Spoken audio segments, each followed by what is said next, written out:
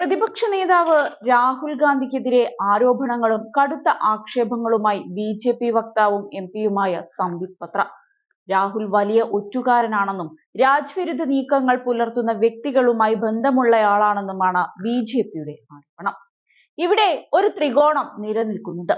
അതിന്റെ ഒരു വശത്ത് അമേരിക്കയിലിരിക്കുന്ന ജോർജ് സോറോസും അമേരിക്കയിലെ ചില ഏജൻസികൾക്കൊപ്പം അദ്ദേഹത്തിന്റെ ഫൗണ്ടേഷനുമാണെന്ന് അദ്ദേഹം ആരോപിക്കുകയാണ്. ത്രികോണത്തിന്റെ മറ്റൊരു വശം organised crime and corruption reporting project എന്ന പേരിലുള്ള ഒരു വലിയ വാർത്താ പോർട്ടലാണെന്നും മൂന്നാം കോണിൽ ഏറ്റവും വലിയ ഒറ്റുകാരനായ രാജ്യദ്രോഹി രാഹുൽ ഗാന്ധിയാണെന്നും അദ്ദേഹം തുറന്നടിച്ചു. പ്രതിപക്ഷ നേതാവിനെ രാജ്യദ്രോഹി എന്ന് വിളിക്കാൻ തനിക്ക് മടിയില്ലെന്നും ബി.ജെ.പി. നേതാവ് ഈ അവസരത്തിൽ പറഞ്ഞു. ഇതുകൂടാതെ ജോർജ് സോറോസിന്റെ ഓപ്പൺ സൊസൈറ്റി ഫൗണ്ടേഷൻ ധനസഹായം നൽകുന്ന ആഗോള മാധ്യമ ഏജൻസിയായ OCCRP ഏജൻസിക്ക് പണം നൽകുന്നവരുടെ താൽപര്യങ്ങൾക്കായി പ്രവർത്തിക്കുന്നുണ്ടെന്ന് ഫ്രഞ്ച് മാധ്യമമായ മീഡിയ പാർട്ട് റിപ്പോർട്ടിനെ ഉദ്ധരിച്ച് അദ്ദേഹം പറഞ്ഞു.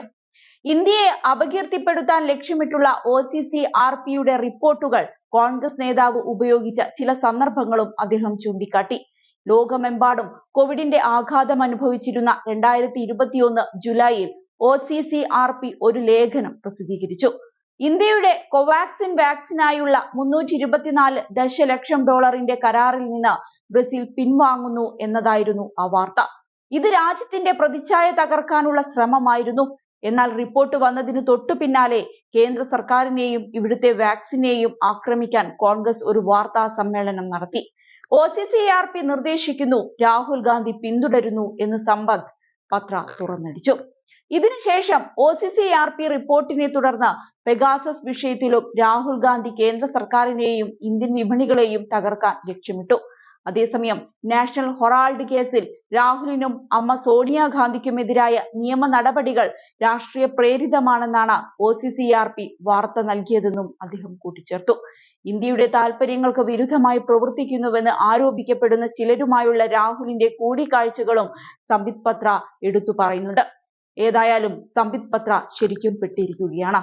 കാരണം രാഹുൽ ഗാന്ധിക്കെതിരെ അധിക്ഷേപ പരാമർശം നടത്തിയ സംബിത് പത്രയ്ക്കെതിരെ പരാതി നൽകിയിരിക്കുകയാണ് കോൺഗ്രസ് അംഗം മാണിക്യം ടാഗോർ ഇതുമായി ബന്ധപ്പെട്ട് ലോക്സഭാ സ്പീക്കർ ഓം ബിർളയ്ക്ക് പരാതി നൽകി.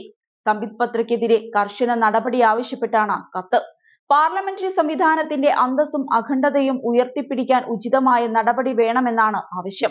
പരാമർശം മര്യാദയുടെയും ധാർമ്മികതയുടെയും വ്യക്തമായ ലംഘനമെന്നും കത്തിൽ പറയുന്നുണ്ട്. സത്യത്തിൽ രാഹുൽ ഗാന്ധിക്ക് നേരെയുള്ള ഇത്തരം ആക്രമണങ്ങൾ ഇന്നോ ഇന്നലെയോ തുടങ്ങിയതല്ല. രാഹുലിന് ഇന്ത്യൻ പൗരത്വമില്ല എന്ന വാദങ്ങൾ വരെ ഉയർന്നിട്ടും ആ മനുഷ്യൻ കുലുങ്ങിയിട്ടില്ല. ബി.ജെ.പിയുടെ അടിക്കടിയുള്ള ഇത്തരം നെറികെട്ട സംസാരങ്ങൾ കേട്ട് രാഹുൽ ഇന്ന് ഭയക്കുന്നില്ല. കാരണം ബി.ജെ.പി. ഇത് തുടർന്നുകൊണ്ടേയിരിക്കുമെന്ന് രാഹുലിന് നന്നായിട്ടറിയാം.